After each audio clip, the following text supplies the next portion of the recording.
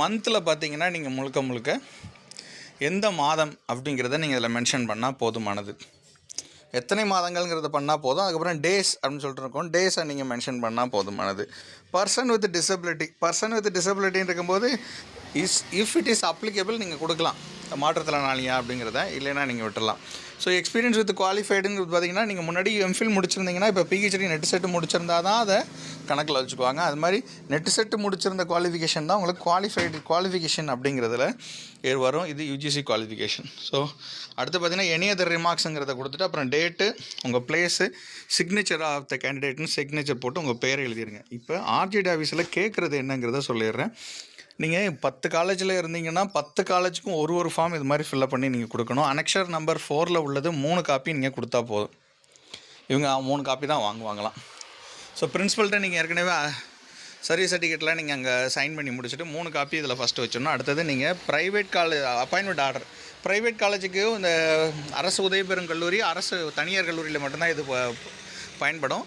அரசு கல்லூரிகளுக்கு appointment order கிடையாது. அப்புறம் எலிஜிபிலிட்டி சர்டிஃபிகேட், பிஹெச்டியோ இல்லை நெட்டோ ஸ்லெட்டோ செட்டோ நீங்கள் என்ன எலிஜிபிலிட்டி சர்டிஃபிகேட் வச்சுருந்தாலும் சரி, அதுவும் பார்த்தீங்கன்னா அதை நீங்கள் இதில் இணைக்கணும்.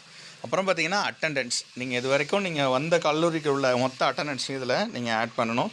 அப்புறம் பார்த்தீங்கன்னா சேலரி அக்யூட்டன்ஸ் இல்லைன்னா இசிஎஸ் ஸ்டேட்மெண்ட், நீங்கள் சேலரி வாங்கினதுக்கான படிவங்களாக இருக்கட்டும், இல்லை இசிஎஸ் ஸ்டேட்மெண்ட் வந்ததையும் இதில் கொடுத்துடலாம்.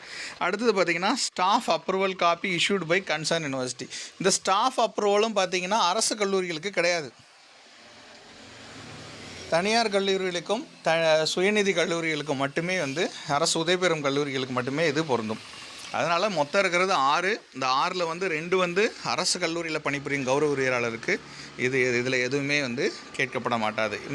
பெரும்பாலான கல்லூரிகளில் என்ன பண்ணுறாங்கன்னா, நீங்கள் கடந்த 2019 நீங்கள் சர்வீஸ் சர்டிஃபிகேட் வச்சுருந்தீங்கன்னா அதையும் ஒரு காப்பி அங்கே வச்சுருந்தீங்கன்னா ஒரிஜினல் காப்பி ஒன்று கொண்டு போகணும்.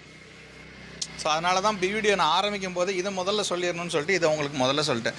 பழைய காப்பி ஒரிஜினல் காப்பி நீங்கள் வச்சுருந்தீங்கன்னா அதை இதோட சேர்த்து வச்சுருங்க, கொஞ்சம் ஈஸி புது காப்பி கொடுக்கறதுக்கு. சரிங்களா? அதே மாதிரி இப்போ நீங்கள் அரசு கல்லூரிகளுக்கு எதெல்லாம் தேவை அப்படின்னா, அனெக்ஷன் நம்பர் 4 இருக்கிற சர்வீஸ் சர்டிஃபிகேட் பிரின்சிபல் சைன் போட்டதோட சேர்த்து அதில் ஒரு 3 காப்பி. அப்பாயின்மெண்ட் ஆர்டர் இது அரசு கல்லூரிக்கு தேவைப்படாது. அதனால் eligibility certificate, PhD NET SLET இதெல்லாம் சேர்த்து, அப்புறம் அட்டெண்டன்ஸ் இதில் ஆட் பண்ணணும். அப்புறம் சேலரி அக்யூட்டன்சி இல்லை இசிஎஸ் ஸ்டேட்மெண்ட்டு இதில் ஆட் பண்ணணும். ஸ்டாஃப் அப்ரூவல் அரசு கல்லூரியில் இருக்கிற கௌரவ உரிமையாளருக்கு கிடையாது. ஸோ தனியார் கல்லூரி, சுயநிதி கல்லூரி, அரசு உதவி பெறும் கல்லூரியில் பார்த்திங்கன்னா இந்த 6மே கண்டிப்பாக கேட்குறாங்க. Annexure number 4 3 copy, appointment order கண்டிப்பாக இருக்கணும், eligibility certificate, PhD NET SLET இருக்கணும், அட்டெண்டன்ஸு